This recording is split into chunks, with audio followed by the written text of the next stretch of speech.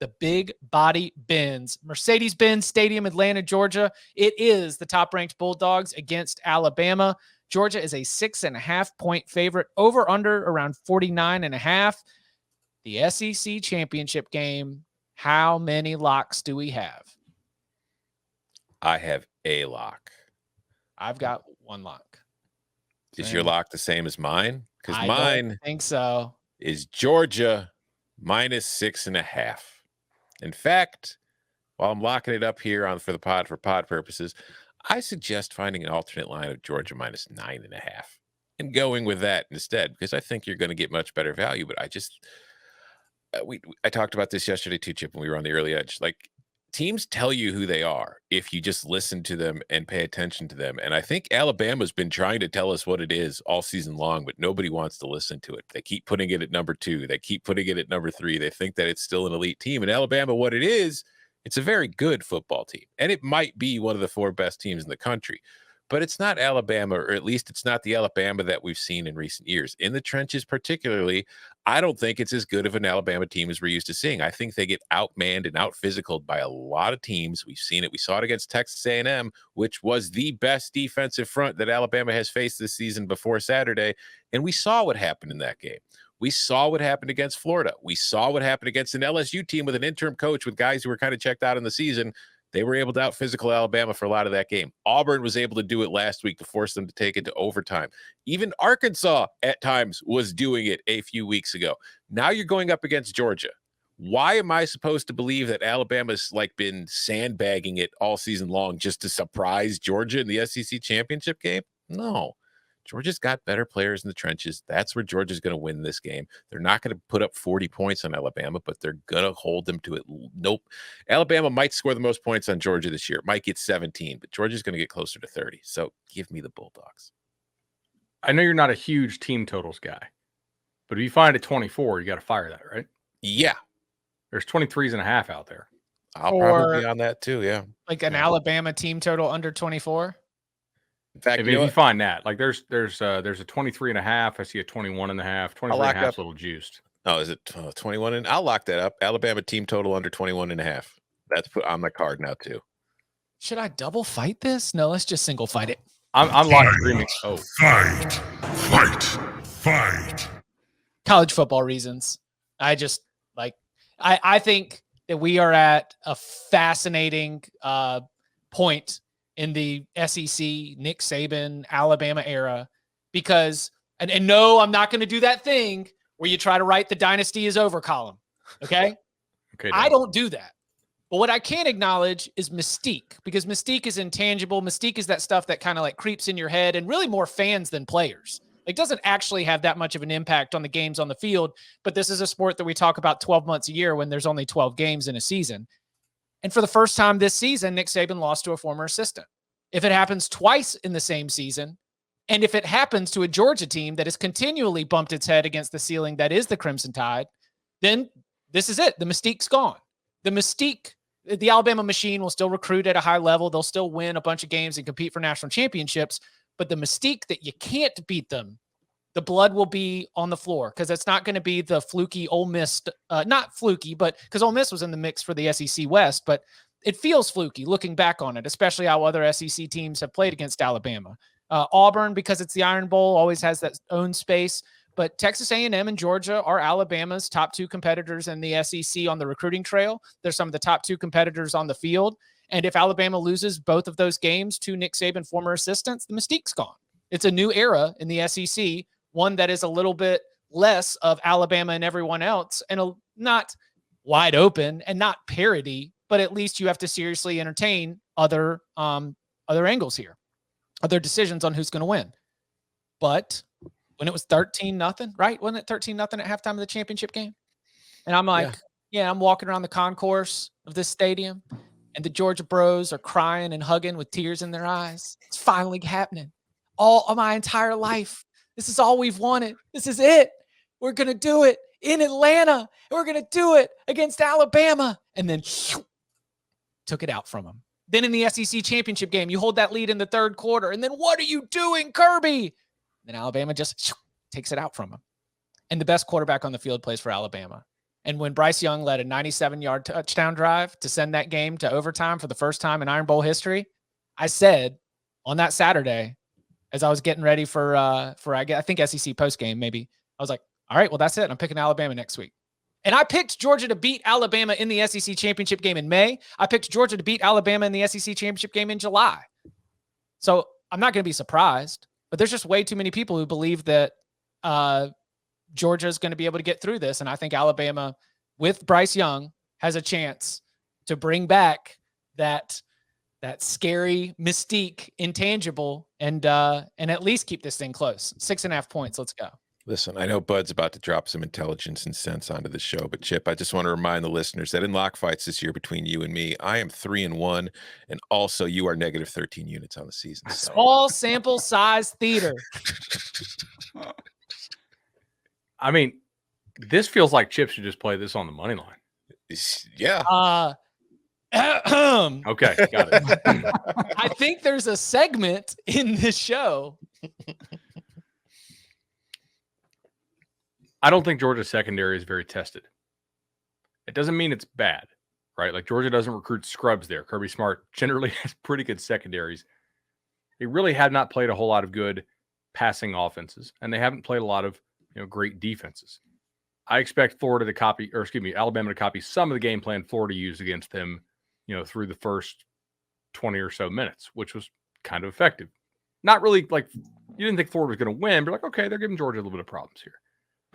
However, I like the fact that Georgia's defense can throw two pitches here. On the one hand, the last couple teams to play Alabama and to shut this offense down have blitzed like crazy. LSU came out. They played a lot of zero stuff. Mm-hmm. Auburn sent guys from everywhere. A&M also messed up their protections quite a bit. Alabama in the second half of the year has not done a very good job with some of their blitz protections. So if you look at the game that going back to week 1 that Georgia played against Clemson, I think they were kind of scared of Clemson's receivers, which ultimately turned out to be a faulty assumption on their part, but we didn't know that in week 1. And they sent a lot of blitzes. They really did, and that gave Clemson some problems. Over the course of the year, Georgia has not had to blitz all that much, but they certainly can blitz a lot. And more Bama running backs are banged up. That's going to mess with some of the protections. I continue to not like Damian George at right tackle. I just don't think that's a Bama quality player right now. And that's been a problem in the last couple of weeks, but now it might be like a real problem. You know what I mean? It's like, okay, that thing's in my house. I've been in the fix for a while. Danny, you know this living down here. It's like, oh, shoot, a hurricane's coming. I really need to get this fixed like now, right? The hurricane is Georgia. I need Georgia's offense not to screw this up for me like it has let me down in so many games over the years. I've got a 10-1 ticket on these guys. I want to go back out to the MGM and have an excuse to go out to Vegas to cash that thing. I think the one thing I really believe in is that I don't think Bama can block Georgia. And if they can, I'll lose because Bama's receivers are good enough, I think, to expose Georgia. But I don't know that Bama can block Georgia consistently. And if they have to light them up, blitz their ass. So wait, are you locking it up? Or you just offering? Yeah, 6.5. All right. So that's a agreement with Tom, a fight with Chip. Good old Have I done well fight this year? I don't know. I feel like I always lose them. Danny, you getting in? Chip, let's lock arms. Brothers in arms. Oh, we've got a lock war. Yeah. Right. One more thing. Shout out to Jermaine Johnson for winning the ACC Defensive Player of the Year, not only in the coaches vote, but also in the Pro Football Focus vote. Jermaine Johnson, who was a backup on the Georgia defensive line last year and transferred because he couldn't get on the field. Okay. Who's the best defensive player in this game? Will Anderson? Correct. Who's the second, third, fourth, fifth, and sixth? All right. Who's the better quarterback in this game? It's Bryce Young. Correct.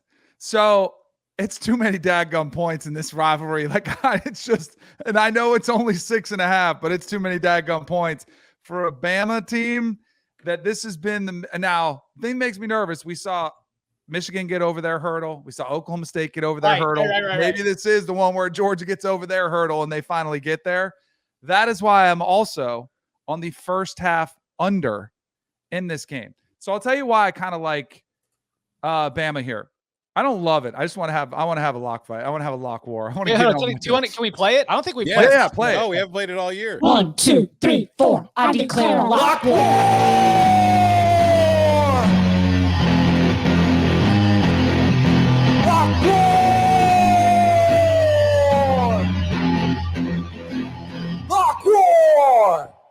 So the teams that have had, and the first half under, by the way, I think is 25.5. Is that the best number I can get? Yeah, 24.5 I can get you. Because I think this game's going to be 6-3, 10-3 at halftime. Like I think it's going to be one of those feel out type of games.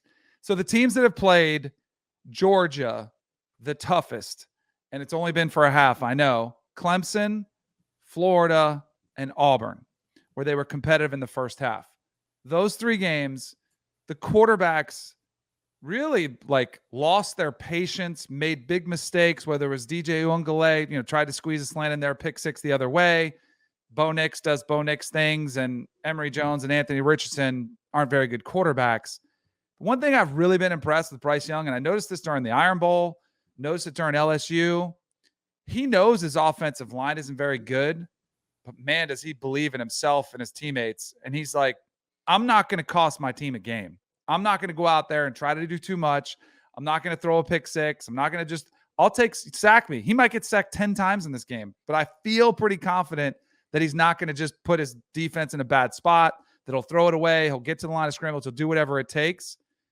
And I think this game could be, in the second half, the first time all year since that Clemson game that Georgia's had to sweat a little bit. And guess what? This team, and Chip laid it out, has been in position to knock out Bama several times. There is very much a mental aspect to this where no matter what the score is, whether they're up 14, whether they're up 10, they're not going to be comfortable.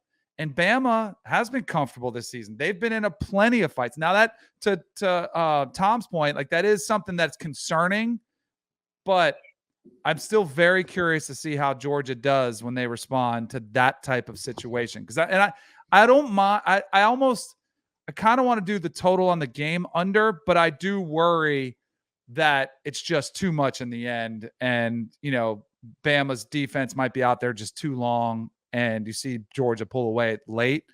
That's why I feel like I'm hedged a little bit on one of these locks with the under, the first half under. But I think this game could be ugly, and it could be a second half game, and then it's anybody's ball game. First time Alabama has been a betting underdog since. Anyone got it? 2015. And it was to Georgia in Athens. They were a 6.5 point favorite. They won by 4 touchdowns, and Mark Richt was out by the end of the year. Blah, blah, blah, blah, blah, blah, blah. And we criticized Georgia for that. However, Kirby got in there and said, hey, you want to start winning in recruiting? We need to put pedal to the metal. Here's how this works. And they've locked down that state since, for the most part. Also, do you know which offense is leading the country in success rate by 3.5% over the second place team? It's not Alabama. It's not Alabama. No, it's Georgia. Do you know where Alabama ranks? 21st.